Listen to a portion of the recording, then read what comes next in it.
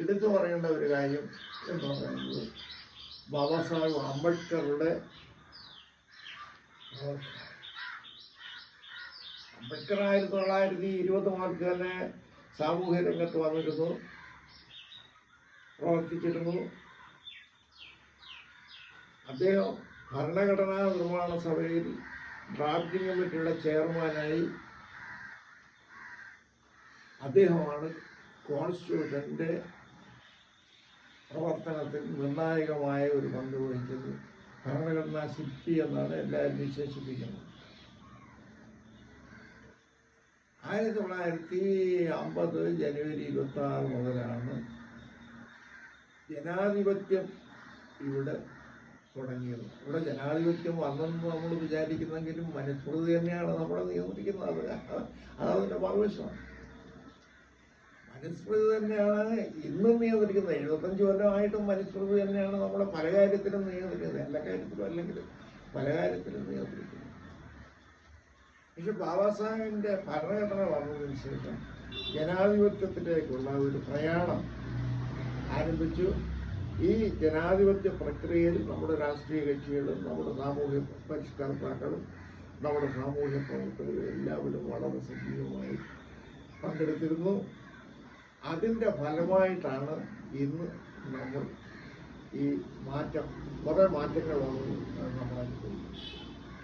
ഇതിനിടയ്ക്ക് വന്നിട്ടുള്ള സംഭവം എന്ന് പറയുന്നത് ബുദ്ധിസം തിരിച്ചു വരുന്നതിന് വേണ്ടി ബാബാ സാഹേബ് അംബേദ്കറാണ് ശ്രമിച്ചത്. അതാണ് ചരിത്രത്തിൽ കാണുന്നത്.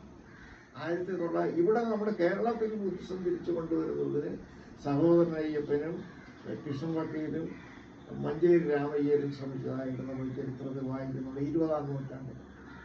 പക്ഷെ അത് നമുക്ക് കേരളം ആസകരം അത് വ്യാപിച്ച് കണ്ടില്ല.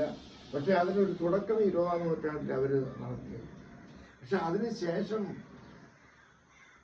1956 ബാബാ സാഹേബ് അംബേദ്കർ ബുദ്ധമതം സ്വീകരിച്ചതോടുകൂടിയാണ് ബുദ്ധ മതത്തിൻ്റെ പ്രചരണം ഇന്ത്യയിൽ വ്യാപകമായിരുന്നു. അങ്ങനെ വന്നുടനെ അതിനാകൃഷ്ടനായി 1943 ക്ലാസ്സിലൊരിക്കൽ കല്യാണി സാർ ഒരു പാഠപുസ്തകത്തിൽ ഒരു ചാപ്റ്റർ പഠിപ്പിച്ചു. അത് ബുദ്ധൻ ഒരു പക്ഷിയെ പ്രാവിനെ രക്ഷിച്ച കഥയാണ് കേട്ടത്. അത് കേട്ടപ്പോൾ അന്ന് മുതൽ അതിൽ ഞാൻ ആകർഷണനായി. അന്ന് മുതൽ 43 മുതൽ ബുദ്ധൻ ശരണം ഗച്ഛാമി ഇന്ന് ഈ നിമിഷം വരെ.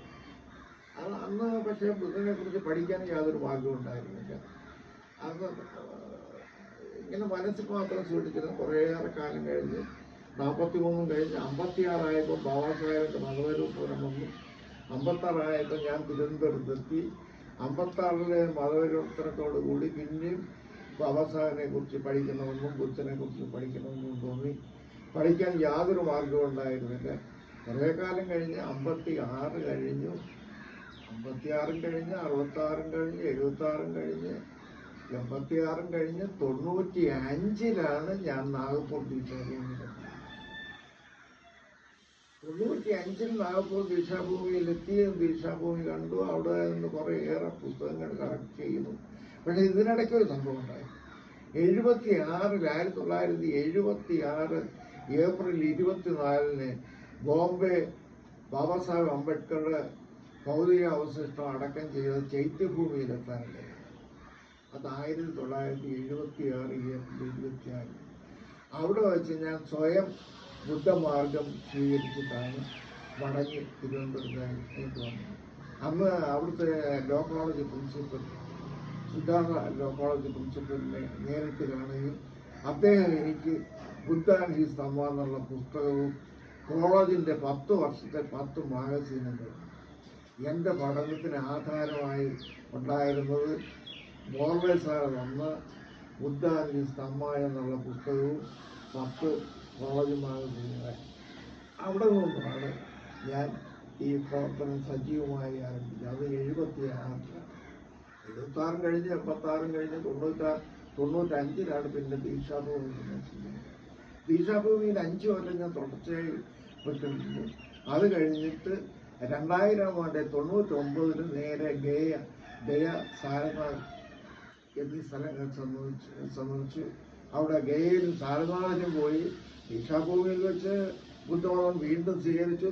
സാരനാഥിലും ബുദ്ധഗയയിലും ഞങ്ങൾ വീണ്ടും ബുദ്ധമതം സ്വീകരിച്ചു. തിരിച്ച് കേരളത്തിൽ വന്നു. കേരളത്തിൽ ഞാൻ 66 അംബേദ്കർ മിഷൻ എന്നൊരു സംഘടന ആരംഭിച്ചു. അതിൻ്റെ പ്രവർത്തനമായിട്ട് എൻ്റെ പ്രവർത്തനം മുന്നോട്ട് പോയി. പക്ഷേ എൻ്റെ പ്രവർത്തനം കേന്ദ്രീകരിച്ചത് ഈ ദലിത് വിഭാഗങ്ങളുടെ ഇടയിൽ. അവരായിരുന്നൊരു അടിമത്തത്തിലും അസ്വസ്ഥത്തിലും ഏറ്റവും അടിത്തട്ടി കിടന്നു ജനവിഭാഗം. ഞാനും ആ വിഭാഗത്തിൽപ്പെട്ട ആളായതുകൊണ്ട് എൻ്റെ പ്രവർത്തനം അങ്ങോട്ട് കേന്ദ്രീകരിക്കുകയാണ്. അതേസമയത്ത് തന്നെ എൻ്റെ കൂടെ അഡ്വക്കേറ്റ് എം പ്രഭ, അടൂർ രാമചന്ദ്രൻ നായർ, അങ്ങനെയുള്ള ഒരുപാട് ആളുകൾ, ഡോക്ടർ എം എ കുട്ടപ്പൻ, ഇങ്ങനെ ഒരുപാട് ആളുകൾ എന്നോട് സഹകരിച്ച് ഈ ബുദ്ധിസ്റ്റ് മൂവ്മെൻറ്റിനെ, അംബേദ്കർ മിഷനെ സഹായിക്കുകയും അതിൻ്റെ സഹയാത്രികരായിട്ട് എം പ്രൊഫസറിൻ്റെ പ്രവർത്തനം എടുത്തു പറയേണ്ട കാര്യമാണ്. ആ യുക്തിവാദികളുടെ വലിയ നേതാവായിരുന്നു അദ്ദേഹം. തികഞ്ഞ അംബേദ്കറായിരുന്നു, ബുദ്ധിസ്റ്റുമായിരുന്നു. എം പ്രഭ ആരെങ്കിലും കേൾക്കണമെന്ന് പറഞ്ഞുകൂടെ, യുക്തിവാദികളുടെ നേതാവായിരുന്നു. അദ്ദേഹം വലിയ സഹോദരയ്യപ്പൻ്റെ ശിഷ്യൻ കൂടിയായിരുന്നു. അദ്ദേഹം ഞാനുമായിട്ട് വലിയ അടുപ്പമായിരുന്നു. ധാരാളം യോഗങ്ങളിൽ അദ്ദേഹം പങ്കെടുത്തിരുന്നു. അദ്ദേഹം എൻ്റെ ഒരു വഴികാട്ടിയായിരുന്നു, എൻ്റെ ഗുരു എന്ന് വേണമെങ്കിലും പറയാവുന്നതാണ്. അങ്ങനെ വരുമ്പോഴാണ് 98 ആയപ്പോൾ ഈ ശ്രീലങ്കയിൽ നിന്നും നമ്മുടെ രാഹുള എന്ന് പറയുന്നവരാണ് ഈ കേരളത്തിലേക്ക്. രാഹുള എന്ന് പറയുന്ന ഒരു വിഷു സന്യാസി ഇവിടെ എത്തി. അദ്ദേഹം ബിലോങ്സ് നായർ കമ്മ്യൂണിറ്റി. ഈ നായർ കമ്മ്യൂണിറ്റി പെട്ട ആൾ സിലോണിൽ ജോലിക്ക് പോയ ആളാണ്. അവിടെ ചെന്ന് മില്ലിൽ ജോലി ചെയ്ത് അവിടുന്ന് ഇംഗ്ലണ്ടിൽ പോയി. പിന്നെ എൻജിനീയറിങ്, ഈ തുണിനെയ്ത്തിൻ്റെ എൻജിനീയറിങ് പാസ്സായി മടങ്ങി വന്ന് അദ്ദേഹം ബുദ്ധമതം സ്വീകരിച്ച് അദ്ദേഹം അങ്ങനെ 60-ാമത്തെ വയസ്സിൽ അദ്ദേഹം കേരളത്തിൽ വന്നു. അദ്ദേഹത്തിൻ്റെ വീട് തുരുത്തിക്കാട് ബുദ്ധവിഹാരം അദ്ദേഹം സ്ഥാപിച്ചു. അദ്ദേഹം ഞാനുമായിട്ട് വലിയ അടുപ്പത്തിലായിരുന്നു. രാഹുള എന്നാണ് പറയുന്നത്.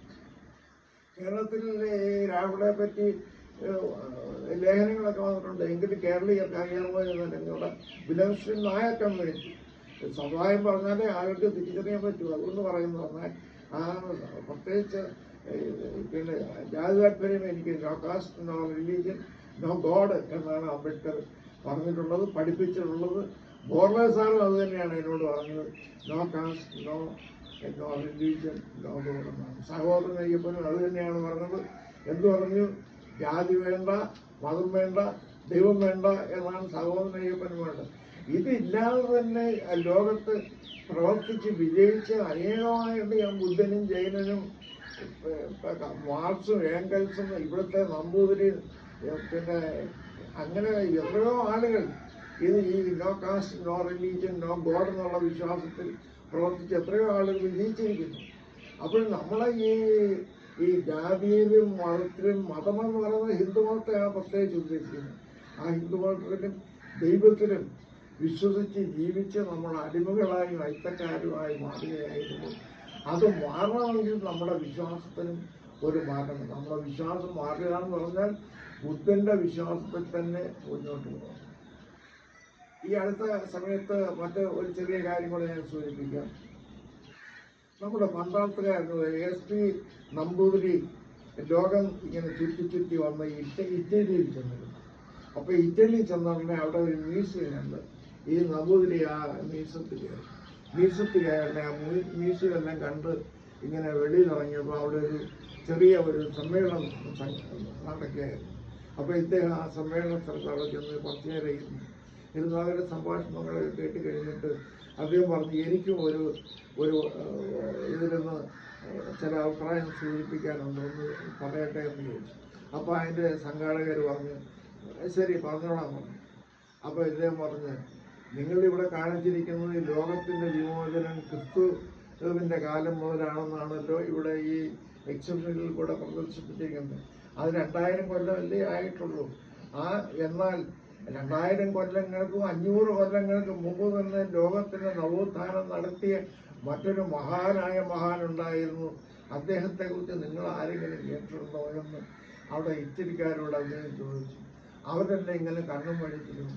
ഇദ്ദേഹം പറഞ്ഞു, അങ്ങനെ ഒരു മഹാനുണ്ടായിരുന്നു, അദ്ദേഹത്തിൻ്റെ പേരാണ് ബുദ്ധൻ എന്ന് പറയുന്നത്. അപ്പോൾ അവിടെ കൂടിയിരുന്ന ആളുകളെല്ലാം കണ്ണും വിളിച്ചിരിക്കുകയായിരുന്നു ഇദ്ദേഹത്തെ ആദ്യമായിട്ട്. അപ്പോൾ ക്രിസ്തുവിന് മുൻപും നബിക്ക് മുൻപ് തന്നെ 500 കൊല്ലം മുമ്പ് തന്നെ ലോകത്തിൻ്റെ നവോത്ഥാനത്തെക്കുറിച്ച് സംസാരിച്ചതും അത് പ്രാവർത്തികമാക്കുന്നതിന് അഹോരാത്രം പണിയെടുത്തതും മഹാനായ ബുദ്ധദേവനാണ് എന്ന് ലോകം മുഴുവനുള്ള ചരിത്രകാരന്മാർ രേഖപ്പെടുത്തിയിട്ടുണ്ട്. ഐൻസ്റ്റീൻ വരെ ലോക